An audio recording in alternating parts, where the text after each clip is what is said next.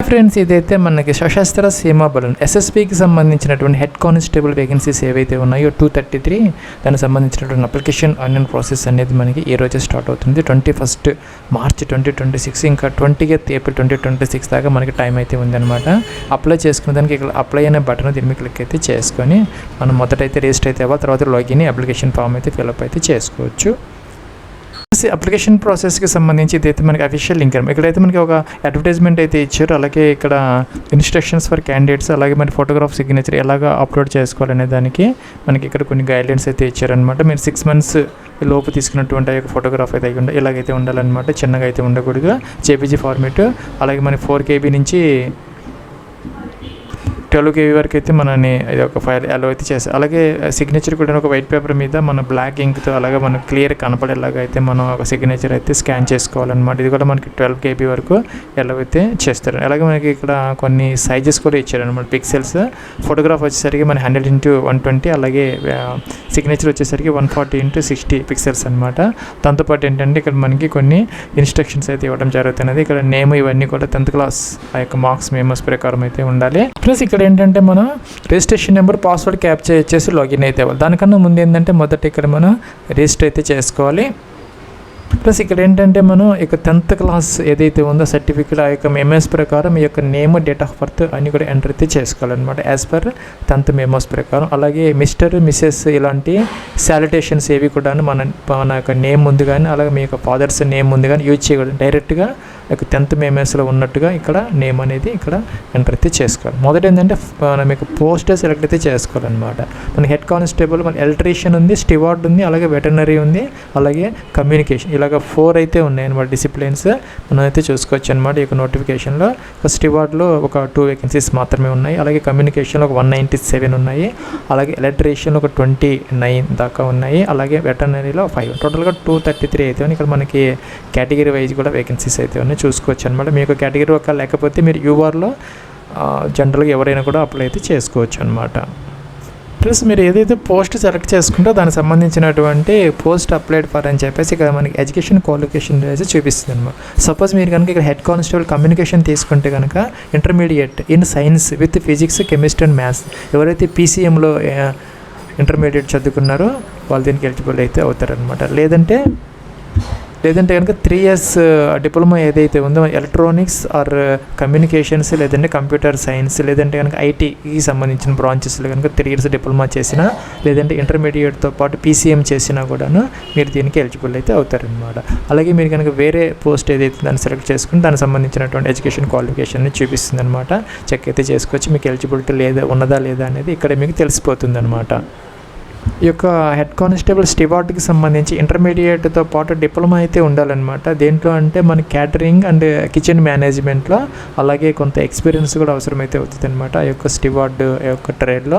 ఇంకా కూడా వేరే మనం వెటర్నరీ చూసుకుంటే దానికి కూడా మన ఇంటర్మీడియట్ అంటే బయాలజీలో ఇంటర్మీడియట్ చేయడంతో పాటు మనకి ఒక వెటర్నరీ అండ్ లైవ్ స్టాక్ డెవలప్మెంట్లో డిప్లొమా అయితే చేసి ఉండాలన్నమాట. అలాగే వేరే పోస్ట్ ఏదైతే ఉందో మనకి ఇక్కడ ఎలక్ట్రీషియన్ తీసుకుంటే 10th క్లాస్తో పాటు మీకు 2 years ఎక్స్పీరియన్స్ అయితే ఉండాలన్నమాట ఎలక్ట్రీషియన్ ట్రేడ్లో. లేకపోతే కనుక ITI చేసి ఒక సంవత్సరం ఎక్స్పీరియన్స్ ఉన్నా కూడా దీనికి ఎలిజిబుల్ అయితే అవుతారు. లేదంటే 2 years డిప్లొమా చేసి ఉన్నా కూడాను, అంటే 10thతో పాటు డిప్లొమా ఉన్నా కూడాను మీరు దీనికి ఎలిజిబుల్ అయితే అవుతారనమాట. ప్లస్ నెక్స్ట్ ఏంటంటే మీ యొక్క first name, middle name, last name, అంటే లాస్ట్ అంటే సర్నేమ్ అనమాట. సర్నేమ్ ఇక్కడ ఎంటర్ చేసుకోవాలి. మిడిల్ నేమ్ ఉంటే ఎంటర్ చేసుకోవచ్చు, లేకపోతే దానిని స్కిప్ అయితే చేసుకోవచ్చు అనమాట. ఈ విధంగా మీరు మీ యొక్క నేమ్ అనేది ఎంటర్ అయితే చేసుకోవాలి. మీ యొక్క ఫాదర్స్ నేమ్ ఎంటర్ అయితే యాజ్ పర్ 10th మెమోస్ ప్రకారం అనమాట. ఇవన్నీ కూడా మనం ఎంటర్ అయితే అలాగే మీ యొక్క మదర్స్ నేమ్ కూడా ఎంటర్ అయితే చేసుకోవాలన్నమాట. ఇంకా డేట్ ఆఫ్ బర్త్, క్యాలెండర్ అయితే ఇచ్చారు. మొదటైతే ఇయర్ సెలెక్ట్ అయితే చేయాలి, తర్వాత మంత్ సెలెక్ట్ చేయాలి, తర్వాత డే అనేది సెలెక్ట్ అయితే చేసుకోవాలన్నమాట. ఈ యొక్క వేకెన్సీస్కి సంబంధించి మనకి హెడ్ కానిస్టేబుల్ స్టివార్డ్కి సంబంధించి 18 to 27, అలాగే కమ్యూనికేషన్కి సంబంధించి కూడా 18 to 27 సరిపోతుంది అనమాట. అయితే ఎలక్ట్రీషియన్కి మాత్రం 18 to 25 years మాత్రమే ఇచ్చారు. అలాగే హెడ్ కానిస్టేబుల్ వెటర్నరీ కూడాను 18 to 27.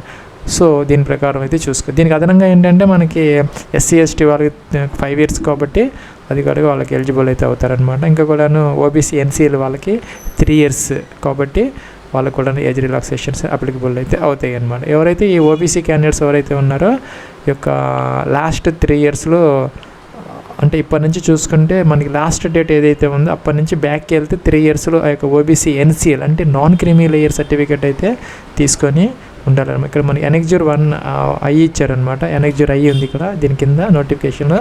దాని ప్రకారం మీరు ఏంటంటే ఎన్సీఎల్ అనేది తీసుకొని ఉండాలన్నమాట. ఈ యొక్క లాస్ట్ డేట్ ఏదైతే ఉందో అప్లికేషన్ లాస్ట్ డేట్ ఎప్పుడంటే మనకి దాని ప్రకారం 3 ఇయర్స్ బ్యాక్కి వెళ్ళిపోతే ఈ లోపల తీసుకున్నటువంటి ఆ యొక్క ఎన్సీఎల్ సర్టిఫికేట్ ఉంటే మీకు ఆ యొక్క ఓబీసీ యొక్క కేటగిరీకి సంబంధించినటువంటి ఏజ్ రిలాక్సేషన్తో పాటు ఆ యొక్క వేకెన్సీస్ అనేది మీకు అప్లికబుల్ అయితే అవుతాయి అన్నమాట. ప్లస్ మీ యొక్క ఏజ్ అనేది 20th ఏప్రిల్ 2026 అని కట్ ఆఫ్ డేట్ అక్కడ చూపిస్తుంది, చెక్ అయితే చేసుకోవచ్చు అనమాట. మీరు జెండర్ మీరు మేల్ ఫీమేల్ సెలెక్ట్ అయితే చేసుకోవాలి. నెక్స్ట్ అంటే ఇండియన్ సెలెక్ట్ అయితే చేయాలి. తర్వాత వచ్చి రిలీజియన్, మీకు రిలీజియన్ ఏదైతే ఉందో ఆ లిస్ట్లో నుంచి సెలెక్ట్ అయితే చేసుకోవచ్చు. మిలిటరీ స్టేటస్ మీరు అన్మ్యారీడా, మ్యారీడా, డైవర్స్లో ఇంకా జ్యుడిషియల్లీ సెపరేటెడా ఏంటనేది వీడియోనా ఏదో అనేది సెలెక్ట్ అయితే కేటగిరీ అంటే యూఆర్, ఈడబ్ల్యూఎస్, ఓబీసీనా, ఎస్సీనా, ఎస్టీ ఏది సెలెక్ట్ అయితే చేసుకోవాలన్నమాట. సో సపోజ్ మీరు కనుక ఓబీసీ కనుక సెలెక్ట్ చేస్తే మనకి 3 ఇయర్స్ యొక్క రిలాక్సేషన్ అయితే ఉంటుంది. అదేవిధంగా ఈ యొక్క కట్ ఆఫ్ డేట్ ఏదైతే ఉందో 20th ఏప్రిల్ 2026 లోపు తీసుకున్నటువంటి ఆ యొక్క ఓబీసీ ఎన్సీఎల్ సర్టిఫికేట్ మీ దగ్గర అయితే ఉండాలి, ఒరిజినల్ ఉండాలన్నమాట. మనం అప్లోడ్ అయితే చేయాల్సిన అవసరం లేదు. అయితే మన యొక్క డాక్యుమెంట్స్ వెరిఫికేషన్ సమయంలో మీరు దాని ఒరిజినల్ అయితే వాళ్ళకి చూపించాల్సిన అవసరం అయితే ఉంటుంది అన్నమాట. సో దాని ప్రకారం మీరు అయితే చూసుకోవచ్చు లేదని. దాని ప్రకారం ఇక్కడ ఏజ్ అనేది ఎంటర్ అయితే చేసుకోవాలన్నమాట. మనకి కట్ ఆఫ్ డేట్ వచ్చేసరికి మన 20th ఏప్రిల్ 2026కి మీ యొక్క ఏజ్ అనేది చూపెడతారు, చెక్ అయితే చేసుకోవచ్చు అనమాట. జెండర్ మీరు మేల్ ఫీమేల్ సెలెక్ట్ అయితే చేసుకోవాలన్నమాట. నెక్స్ట్ అంటే ఇండియన్ సెలెక్ట్ అయితే చేసుకోవాలి. రిలీజియన్ మీకు రిలీజియన్ ఏదైతే ఉందో తీసుకోవాలి. అలాగే మెరిటరీ స్టేటస్ మీరు మ్యారీడా, అన్మ్యారీడా, వీడియోలో డైవర్సిటీ సెలెక్ట్. అలాగే కేటగిరీ మీ కేటగిరీ జెండర్లా, ఈడబ్ల్యూఎస్, ఓబీసీనా, ఎస్సీనా, ఎస్టీనా ఏదైనా సెలెక్ట్ అయితే చేసుకోవాలన్నమాట.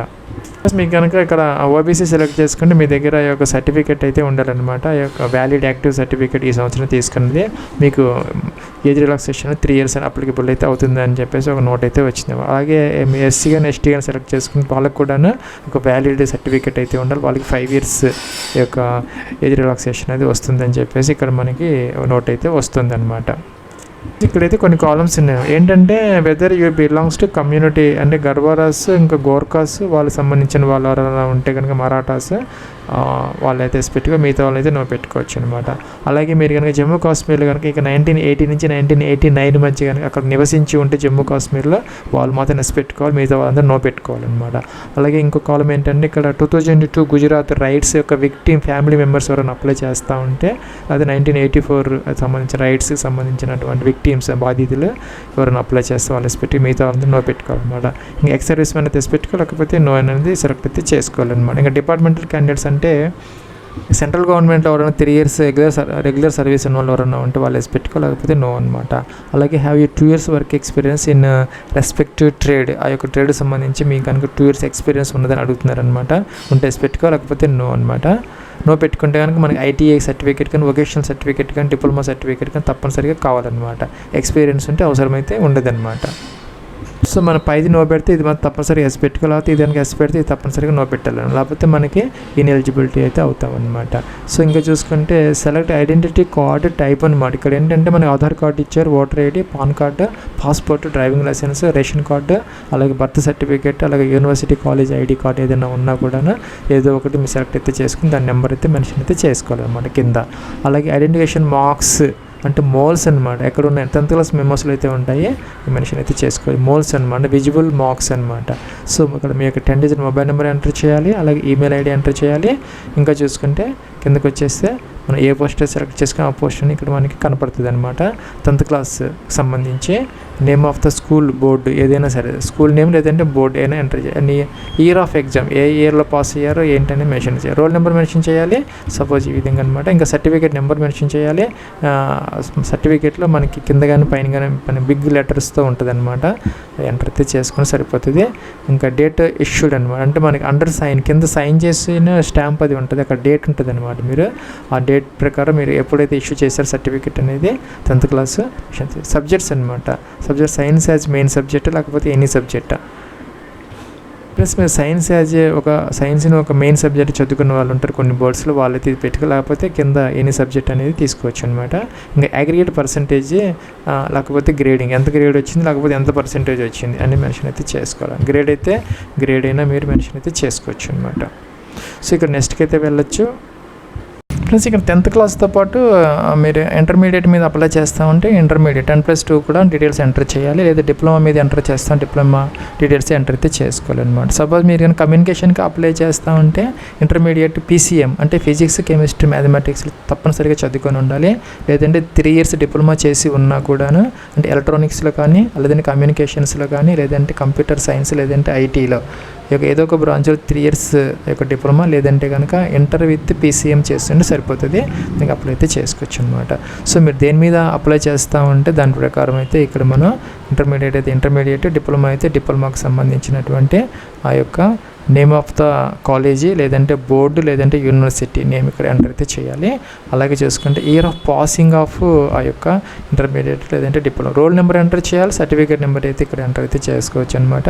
డేట్ ఆఫ్ ఇష్యూ అంటే సర్టిఫికేట్ ఇష్యూ అనమాట. మనకి ఆ యొక్క మెమోస్లో కింద అయితే అండర్ సైన్ ఉంటుంది, ఆ యొక్క డేట్ అయితే వేసుకోవచ్చు. జనరల్గా అయితే మనకి మంత్ ఇయర్ మాత్రమే ఉంటుంది, కానీ కింద ఎక్కడో చోట మనకి సైన్ ఉంటుంది అనమాట. డేట్ అయితే వేస్తారు, ఆ డేట్ అయితే ఆ యొక్క మెమోస్ ప్రకారం ఎంటర్ అయితే చేసుకోవచ్చు. సబ్జెక్ట్ అనమాట. సబ్జెక్ట్ వచ్చేసరికి ఇక్కడ మీరు ఇక్కడ biology as a main subject అంటే మనకి వెటర్నరీ ఉంది, వాళ్ళు దానికి అప్లై చేసేవాళ్ళు అది సెలెక్ట్ అయితే చేసుకోవచ్చు. మిగతా వాళ్ళు ఏంటంటే PCM అయితే PCM సెలెక్ట్ చేసుకోవచ్చు. లేదంటే ఎనీ అదర్ సబ్జెక్ట్ అంటే ఇంకొక పోస్ట్ ఏదైతే ఉందో మనకి ఇక్కడ ఎలక్ట్రీషియన్కి సంబంధించి వాళ్ళు ఎవరైనా అప్లై చేస్తూ ఉంటే సరే అది కాదు, ఇక్కడ స్టివార్డ్కి అప్లై చేసిన వాళ్ళకి అంటే జనరల్ ఇంటర్మీడియట్తో పాటు డిప్లొమా అయితే ఉండాలి. సో ఇంటర్మీడియట్ డీటెయిల్స్లో వాళ్ళు ఆ యొక్క ఆప్షన్ అయితే ఎనీ సబ్జెక్ట్ తీసుకోవచ్చు. మనకి కమ్యూనికేషన్కి సంబంధించి మాత్రం PCM కంపల్సరీగా ఉండాలి, లేదంటే డిప్లొమా ఉండాలి, సెలెక్ట్ అయితే చేసుకోవాలి. అట్లాగే ఇక్కడ అగ్రిగేట్ పర్సంటేజ్, లేదంటే కనుక ఆ యొక్క గ్రేడ్ ఏదైతే ఉందో 8.5 9.5 ఏంటంటే అదంటే పర్సంటేజ్ ఎంత వచ్చింది అనేది మెన్షన్ చేస్తే సరిపోతుంది అనమాట. ఇలాగా ఇక్కడ మన నెక్స్ట్ బటన్ ఉంది, నెక్స్ట్కి వెళ్ళచ్చు, లేదంటే మనం అంటే బ్యాక్ బటన్కి వెళ్ళి అవి కూడా మనం ఎడిట్ అయితే చేసుకోవచ్చు అనమాట. ఫ్రెండ్స్ ఇక్కడ సెకండ్ ట్యాబ్ అనమాట. అడ్రస్ డీటెయిల్స్ అయితే మెన్షన్ అయితే చేసుకోవాలి. పర్మనెంట్ అడ్రస్ అనమాట. అంటే ఇక్కడ మీకు విలేజ్ లేదంటే టౌన్ ఎంటర్ చేయాలి ఫస్ట్ కాలం. సెకండ్ ఏంటంటే పోస్ట్ ఆఫీస్, మీ దగ్గరలో ఉన్నటువంటి పోస్ట్ ఆఫీస్ ఏరియా నేమ్ అనమాట. అలాగే తహసీల్ అంటే జిల్లా తాలూకా అనమాట. అంటే తాలూకా నేమ్ అనేది ఏదైతే ఉందో మీ అడ్రస్లో నుంచి ఇక్కడ తహసీల్ దాంట్లో ఎంటర్ అయితే చేసుకోవాలి. అలాగే పోలీస్ స్టేషన్, దగ్గరగా ఉన్నటువంటి police station area name enter చేయాలన్నమాట. స్టేట్ అయితే మీ అడ్రస్లో నుంచి స్టేట్, డిస్ట్రిక్ట్ అనమాట. మీరు ఏ డిస్ట్రిక్ట్ నుంచి అప్లై చేస్తున్నారు ఏంటనేది చేసి పిన్ కోడ్ ఎంటర్ చేయాలి. ఇంకా కూడా కరస్పాండెంట్ అడ్రస్ కూడా సేమ్ అయితే ఎస్ పెట్టేస్తే సరిపోతుంది అనమాట. కింద ఏంటంటే డిక్లరేషన్ ఆఫ్ క్రిమినల్ కేసెస్ అని, మీ మీద ఏదైనా కనుక కేసెస్ కానీ పెండింగ్ ఏదైనా ఉన్నాయి, మీ మీద ఏదైనా FIR కానీ ఏదైనా ఫైల్ అయ్యిందా, ఇవన్నీ కాలమ్స్ జనరల్గా ఎవరికి ఉండవు, అన్నీ కూడా నో పెట్టుకోవచ్చు అనమాట. ఎవరికైనా ఏదైనా స్పెసిఫిక్గా ఉంటే వాళ్ళు మాత్రం ఎస్ అయితే పెట్టుకోవాలన్నమాట.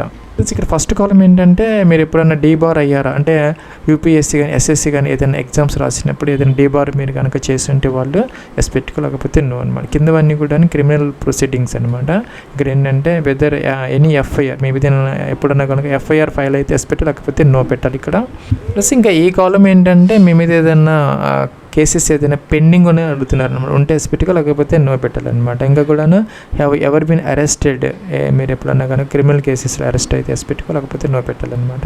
ఇంకా ever been tried, convicted or acquitted లా ఎనీ క్రిమినల్ కోర్టు మీ మీద ఏదైనా కనుక లాకి సంబంధించినటువంటి కేసెస్ ఏదైనా ఉన్నాయి ఎస్ పెట్టాలి, లేకపోతే నో పెట్టుకోవాలన్నమాట.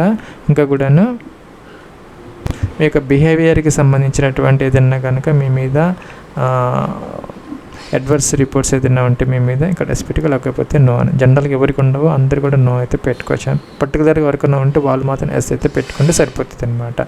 ఇంకా కూడా ఏంటంటే పాస్వర్డ్ ఒకటి 6 digit పాస్వర్డ్ ఒకటి క్రియేట్ చేసుకొని సెకండ్ కన్ఫర్మ్ అయితే చేసుకోవాలి. అంటే 6 digits అయితే ఉండాలి, 6 characters అనమాట, నాట్ డిజిట్స్. 6 charactersతో ఒక పాస్వర్డ్ క్రియేట్ చేసుకొని సెకండ్ టైం ఇక్కడ కన్ఫర్మ్ అయితే చేసుకోవచ్చు అనమాట. ఇక్కడ టిక్ ఆన్ అయితే చేసుకోవాలి. ప్రొసీడ్ అని వచ్చి బ్యాక్కి వెళ్ళి ఆ యొక్క కాలమ్స్ కూడా మనం ఎడిట్ అయితే చేసుకోవచ్చు. ప్లస్ ఇదైతే మనకి ఒక ప్రివ్యూ ట్యాబ్ అనమాట. అన్ని డీటెయిల్స్ మనం ఎంటర్ అయితే చేసి అవన్నీ చెక్ చేసుకోవచ్చు అనమాట. ఏదైనా మోడిఫికేషన్స్ కావాలంటే ఇక్కడ మనకి ఎడిట్ డీటెయిల్స్ అనే ఒక బటన్ ఉంది, దాని మీద క్లిక్ చేసి ఎడిట్ అయితే చేసుకోవచ్చు అనమాట. అయితే అన్నీ ప్రాపర్గా ఉన్నాయి అనుకుంటే మనకి టిక్ ఆన్ చేయాలన్నమాట. ఇది కూడా టిక్ ఆన్ చేయాలి. ఏంటంటే ఇది మనం I have applied only one post. మన హెడ్ కానిస్టేబుల్ కమ్యూనికేషన్ ఏదో ఒక పోస్ట్కి మాత్రం అప్లై చేయాలి, మల్టిపుల్ అప్లికేషన్స్ అయితే పెట్టడానికి అవకాశం అయితే లేదనమాట. సో ఇక్కడ మనం క్యాప్చర్ ఎంటర్ చేయాలి, సబ్మిట్ అప్లికేషన్ అనాలి. ఫోటోగ్రాఫ్ అప్లోడ్ అయితే చేసుకోవాలన్నమాట. ఫోటో అనేది ఇక్కడ టిక్ ఉన్నది చూసారా, ఇలాగైతే ఉండాలి, ఇలాగైతే ఉండకూడదు. ఇంటూ మార్క్ ఉన్నది జేపీజీ ఫార్మేట్లో అయితే మనం అప్లోడ్ అయితే చేసుకోవాలి. 6 months లోపు తీసుకున్నటువంటి latest colour passport size colour photograph అయితే మన 500 KB వరకు అలా అయితే చేస్తారు. ఇక బ్రౌజ్ అని చెప్పేసి ఫైల్ సెలెక్ట్ చేసుకొని ఇక్కడికి ఫోటో అయితే వస్తుంది అనమాట. సిగ్నేచర్ కూడా ఒక వైట్ పేపర్ మీద బ్లూ లేదంటే బ్లాక్ ఇంక్తో సైన్ చేసుకోవచ్చు. జేపీజీ ఫార్మేట్ లేదంటే పిఎన్జీ ఫార్మేట్ 200 KB వరకు అలా అయితే చేస్తారు. బ్రౌజ్ అని చెప్పేసి ఇది కూడా అప్లోడ్ అయితే చేసుకొని ప్రొసీడ్ అయితే చేయాలి. ఫ్రెండ్స్ ఇక్కడ ఏంటంటే మనకి ఫీజు అయితే చూపిస్తున్నారు 100 రూపీస్ అనమాట. అయితే మనకి ఫీమేల్ క్యాండిడేట్స్కి SC ST వీళ్ళెవరికి ఫీజు లేదనమాట. ఓన్లీ మేల్ క్యాండిడేట్స్లో జనరల్ క్యాండిడేట్స్ ఎవరైతే ఉన్నారో UR OBC అలాగే AWS ఓన్లీ మేల్ వాళ్ళు 100 రూపీస్ అయితే పే చేయాలన్నమాట. సో ఇక్కడ ఏంటంటే పే ఆన్లైన్ అని ఉంది.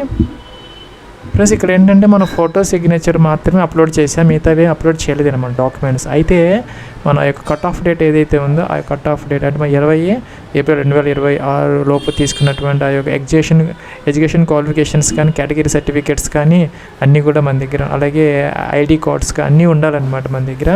అవన్నీ కూడా ఒరిజినల్స్ ఏవైతే ఉన్నాయో వాటిని మన డాక్యుమెంట్స్ వెరిఫికేషన్ టైంలో వాళ్ళకి మనం చూపించాల్సిన అవసరం అయితే ఉంటుంది అనమాట. సో మనం అప్లోడ్ చేయలేదు కాబట్టి ఇవన్నీ మన దగ్గర అయితే పెట్టుకోవాలన్నమాట.